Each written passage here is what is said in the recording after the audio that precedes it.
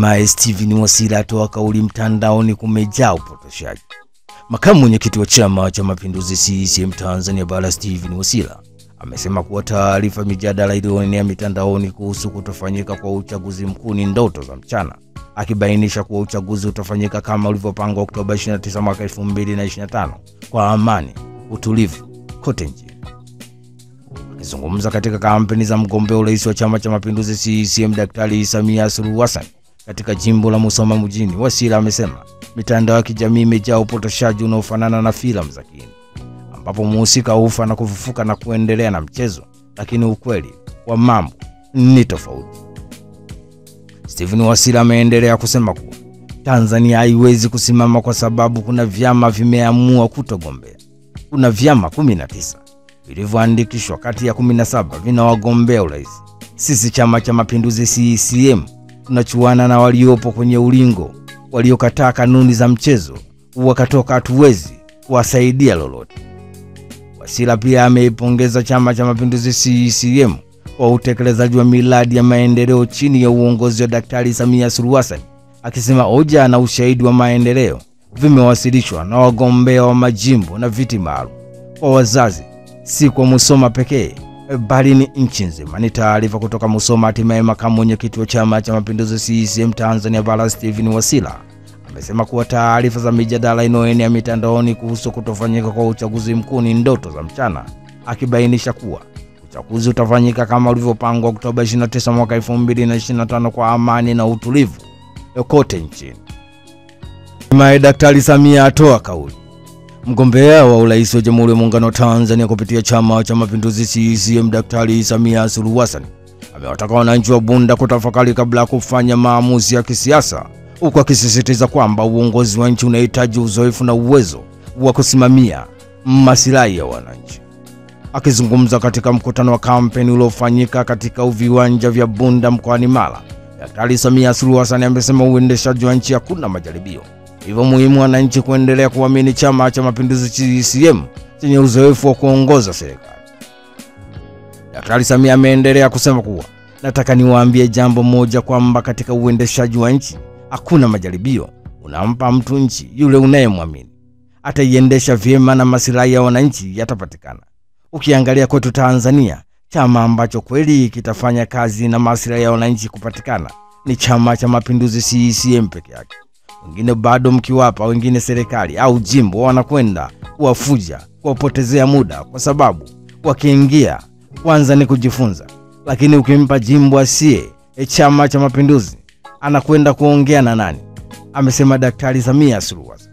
Ameendelea kusema kuwa bado anaendelea na kampeni za Chama cha Mapinduzi CCM katika mikoa ya Kandazi, ambapo ni zamu ya wananchi wa mkoa wa Mara kusikiliza sera na ahadi za mgombea huyo. Ni taarifa kutoka huko Mara. Hatimaye mgombea urais wa Jamhuri ya Muungano wa Tanzania kupitia Chama cha Mapinduzi CCM Daktari Samia Suluhu Hassan amewataka wananchi wa Bunda kutafakari kabla ya kufanya maamuzi ya kisiasa, huku akisisitiza kwamba uongozi wa nchi unahitaji uzoefu na uwezo wa kusimamia maslahi ya wananchi. Hatimaye shauri la Peter Kibatala kusikilizwa Oktoba 15. Mahakama Kuu Masijala ndogo ya Dar es Salaam imepanga Oktoba 15 mwaka 2025 kuanza kusikiliza shauri lililofunguliwa na wakili Peter Kibatala kwa niaba ya familia na kuiomba mahakama itoe amri kwa mamlaka kumfikisha mahakamani Humphrey Polepole. Akizungumza mbele ya waandishi wa habari mahakamani hapo, wakili Peter Kibatala amesema inaonekana ni busara pande zote mbili zipate nafasi ya kushiriki vyema katika kesi hiyo, ikiwa ni pamoja na kuwasilisha nyaraka zote muhimu. Maombi tuliyowasilisha yatasikilizwa mbele ya Jaji Salima Magimbi Oktoba 15, na hapa katikati sisi tumeomba kuwasilisha kiapo cha nyongeza kwa sababu kwenye jambo la aina hii taarifa inazidi kupata muda unavyozidi kwenda. Ni taarifa kutoka jijini Dar es Salaam. Hatimaye Mahakama Kuu Masijala ndogo ya Dar es Salaam imepanga Oktoba 15 mwaka 2025 kuanza kusikiliza shauri lililofunguliwa na wakili Peter Kibatala kwa niaba ya familia na kuomba mahakama itoe amri kwa mamlaka kumfikisha mahakamani hapo Humphrey Polepole.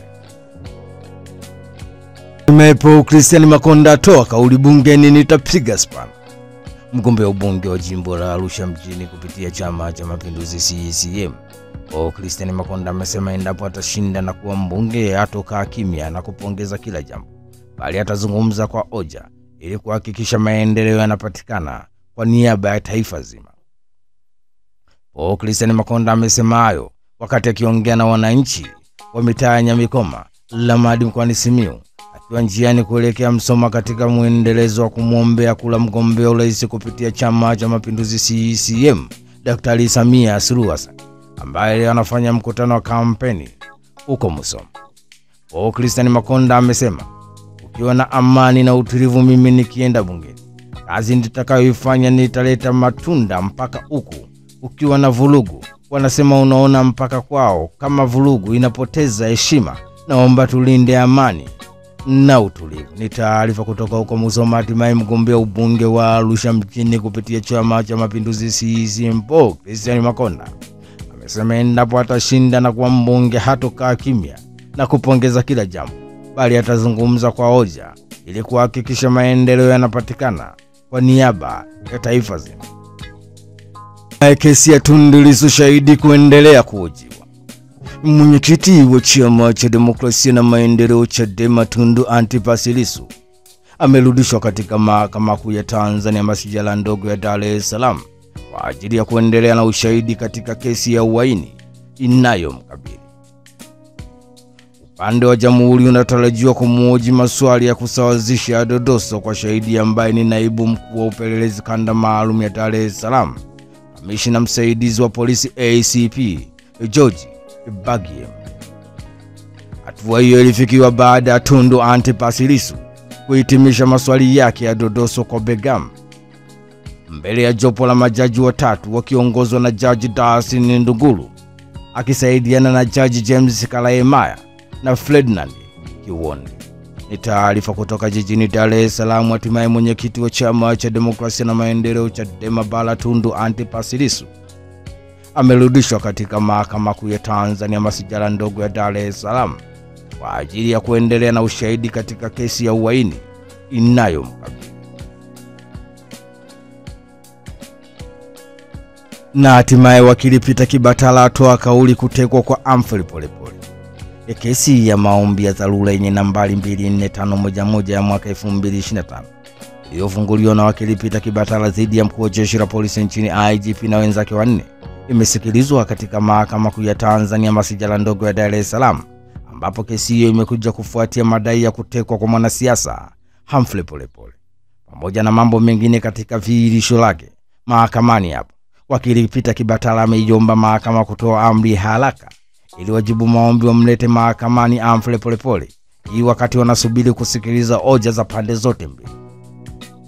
Akijibu hoja hiyo, wakili wa serikali mwandamizi Faraja Nguka ameieleza mahakama kuwa maombi hayo hayaelezeki kwa kuwa yapo kilichowasilishwa mahakamani hapo na wakili mleta maombi Peter Kibatala akijaonyesha wazi ni nani hasa ambaye amemshikilia Humphrey Polepole. Lakini pia wameendelea kusema kuwa kupitia kiapo hicho wakili anakiri kwamba mteja wake amechukuliwa na watu wanaojulikana kwa kwamba hadi sasa wanajiita wajulikani. Sambamba na hilo, wakili wa serikali mwandamizi Faraja Nguka ameieleza mahakama kuwa kupitia kiapo hicho wakili Peter Kibatala amedai kuwa ana mashaka kwamba mleta maombi alishikiliwa na mujibu wa maombi namba 5 katika kesi hiyo, ambaye ni kamanda wa polisi kanda maalum ya Dar es Salaam ZPC. Katika maelezo yake, Peter Kibatala amesema amelazimika kuweka mahususi kwa mujibu wa maombi namba 5 kufuatia taarifa za awali zilizopata kutoka kwa ndugu wa Humphrey Polepole akiwemo Godfrey na Agustino Polepole, ambao taarifa zao za madai yao yamenena kwamba mitandao mbalimbali ya kijamii na vyombo vya habari vimesikika. Baada ya majibizano kadhaa kisheria na maombi yaliyowasilishwa pande zote mbili, Jaji mfawidhi wa Mahakama Kuu Salim Magimbi ameyasikiliza.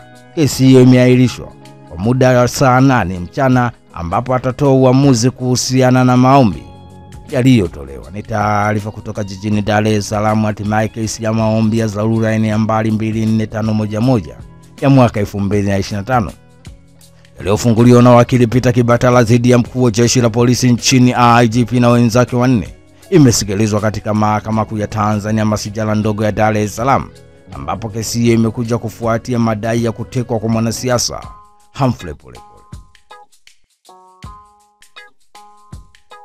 Na hatimaye Israeli yakubali mpango kusitisha mapigano Gaza. Serikali ya Israeli imeidhinisha mpango wa kusitisha mapigano katika ukanda wa Gaza ulioratibiwa na Marekani, hatua ambayo inatarajiwa kuanza kutekelezwa mara moja, japo bado haijafahamika wazi ikiwa Waziri Mkuu Benjamin Netanyahu ameagiza jeshi kusitisha mashambulizi au la. Taarifa hii ya mapema imeeleza kuwa Marekani imetangaza kutuma wanajeshi 200 kwenda Mashariki ya Kati ili kufuatilia utekelezaji wa makubaliano hayo kwa kushirikiana na wanajeshi kutoka Misri na Katari, Uturuki na Umoja wa Falme za Kiarabu UAE. Kipindi cha awamu ya kwanza makubaliano hayo unahusisha kuachiliwa kwa mateka wote, kuondolewa kwa wanajeshi wa Israeli hadi eneo lililokubaliwa, pamoja na kuachiliwa kwa baadhi ya wafungwa wa Kipalestina, ambapo hapa sasa kundi la Hamas limesitisha kuwa lazima kutolewa tamko la rasmi la kumaliza kwa vita kabla kuanza kwa mchakato wa kuachia mateka. Taarifa kutoka huko Israeli, hatimaye serikali ya Israeli imeidhinisha mpango wa kusitisha mapigano katika ukanda wa Gaza ulioratibiwa na Marekani, hatua ambayo inatarajiwa kuanza kutekelezwa mara moja, japo bado haijafahamika wazi ikiwa Waziri Mkuu Benjamin Netanyahu ameagiza jeshi kusitisha mashambulizi au la.